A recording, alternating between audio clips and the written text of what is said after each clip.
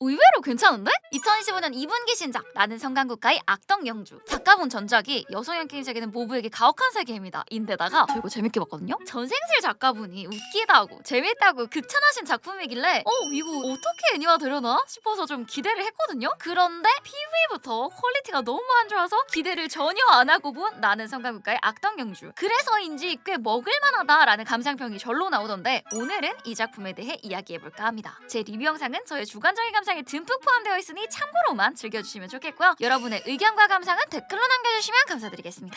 먼저 간략한 스토리를 짚고 넘어가자면 남주가 좀 많이 불쌍해요. 전생 전 스토리부터 좀 너무 암울한데 37살의 직장인이거든요. 아내도 있고 귀여운 딸내미도 있는 이 세계물에서 결혼까지 한 작품은 거의 없었던 것 같은데 이 작품은 결혼해서 애까지 있습니다. 이것부터가 놀라운데 이 이후는 그냥 놀라움을 넘어선 뭔가 말로 형용할 수 없는 엄청난 일들이 계속 닥칩니다. 일단 겉으로는 화목해 보이죠? 하지만 이 둘이 남주에게 숨기고 있는 비밀이 있었으니 그건 바로 아내인 외도. 남편이 승진도 못하고 맨날 야근 때문에 집에도 못 들어온다는 핑계로 돈 많은 남자랑 외도를 하고 있었더래요. 게다가 상대는 남편의 상사.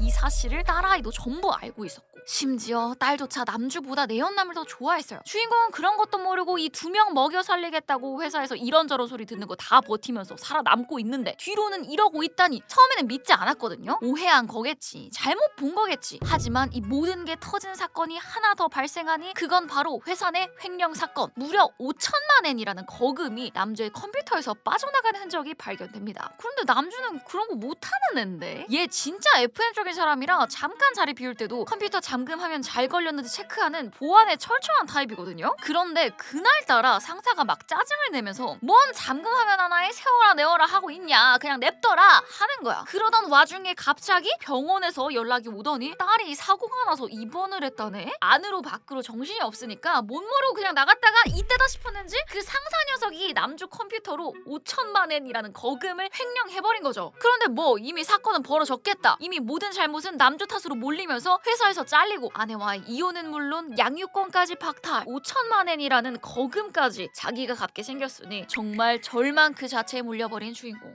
계속된 과로로 결국 단칸방에서 생을 마감하게 되는데요. 그때 본인을 안내인이라고 자처하는 한 존재가 나타납니다. 내가 널 구해줄게. 너 새로운 세상에 가보지 않을래? 주인공은 이번 생에 항상 가족을 위해, 회사를 위해 자신을 희생하면서 살아왔으니까 다음 생에는 자기 위주의 삶을 살겠다. 내가 당했던 거 그대로 되돌려주는 내가 착취하는 삶을 살고 싶다며 안내인의 제안을 받아들이는데요. 아이 근데 이 새끼는 복수를 할 거면 원래 세계에서 하든가 왜 아무 연관도 없는 이 세계로 넘어가서 착취할 생각을 하는 건지는 모르겠지만 뭐 아무튼 이 세계에서는 이기적으로 살아보겠다는 주인공, 그리고 그걸 도와주겠다는 안내인. 이렇게 보면 안내인이 남주의 구세주인 것 같잖아요? 그런데 절대 아닙니다. 얘는 남의 불행을 먹고 사는 자예요. 그래서 불행의 극치에 놓여있던 남주에게 다가온 거고 이 세계 환생이라는 희망을 안겨주면서 주인공에게 더 큰 절망을 선사하려고 한 거였어요. 원래 사람이 희망을 보다가 절망을 마주하면 완전 꺾이잖아요. 그런 느낌으로 너 이 세계 가면 인생 역전할 수 있어 라는 감언이설로 주인공을 꼬드겨서 이 세계로 보냈는데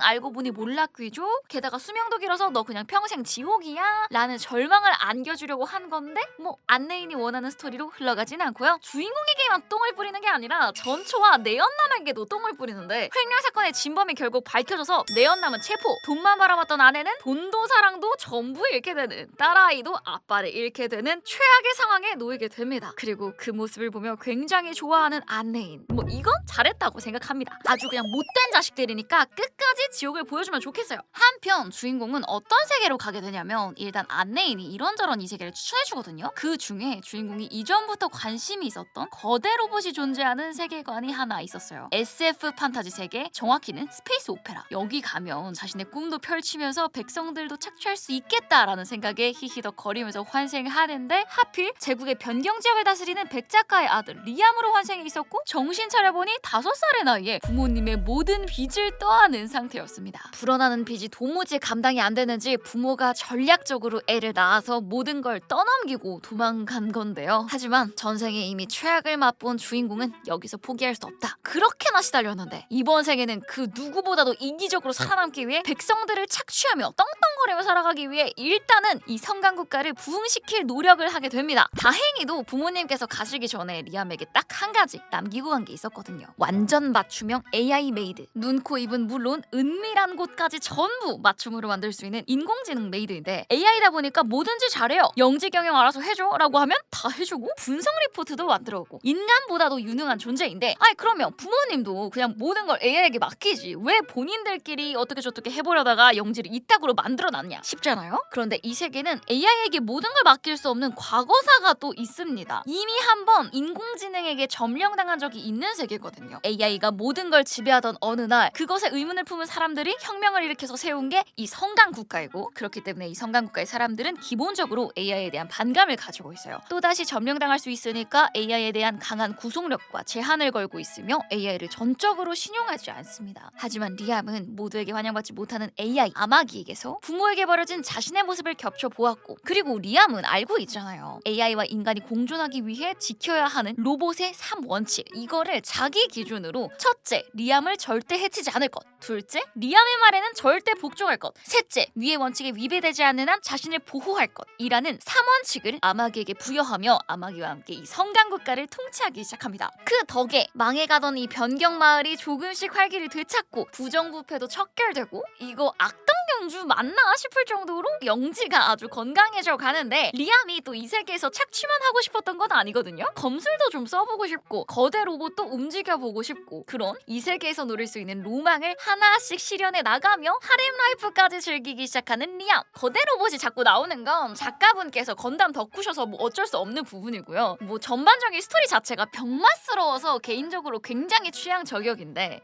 애니화가 조금 아쉽다 싶은 게 이게 3화 선행 방영을 했거든요. 그도 그럴 게 3화까지가 프롤로그예요. 전개를 조금만 더 빠르게 가져갔다면 1화 만에 끝날 분량을 3화 내내 질질 끌었어요. 1화 내내 전생 전 얘기만 하고 2, 3화에도 뭐 굳이 필요한가 싶은 오리지널 전개를 집어넣으면서 좋게 말하자면 부족했던 개연성을 챙겼다. 뭐 나쁘게 말하자면 좀 루즈해졌습니다. 그 부분이 좀 아쉽지만 추후의 전개는 확실히 기대가 되고요. 일단 아마기가 마음에 들어서 이 정도는 뭐 합격이지 않나 싶네요. 그리고 애니 보다 보면 강아지에 대한 언급이 나오는데 주인공이 과거에 정말 소중히 키웠던 강아지가 있거든요. 이 강아지의 영혼이 주인공이 현실에서 목숨을 잃을 때쯤에 나옵니다. 마지막까지 주인공을 바라보다가 안내인이 자리를 뜰 때쯤 뒤쫓아가는 묘사가 있는데 이거 중요한 떡밥이니까 꼭 잊지 마세요. 여러모로 완성도라든지 작화라든지 아쉬움은 남는 애니화이지만 이번 분기 킬링타임용으로 즐기기 좋은 작품이지 않을까 싶고요. 추후에 나올 히로인들도 굉장히 맛돌이인 친구들이 많아서 가벼운 이 세계물 좋아하시는 분들께 추천드리는 작품입니다. 그럼 저는 또 다음 영상으로 찾아오겠고요. 여러분들은 이 작품 어떻게 보고 계신지 의견과 감상 댓글로 남겨주세요.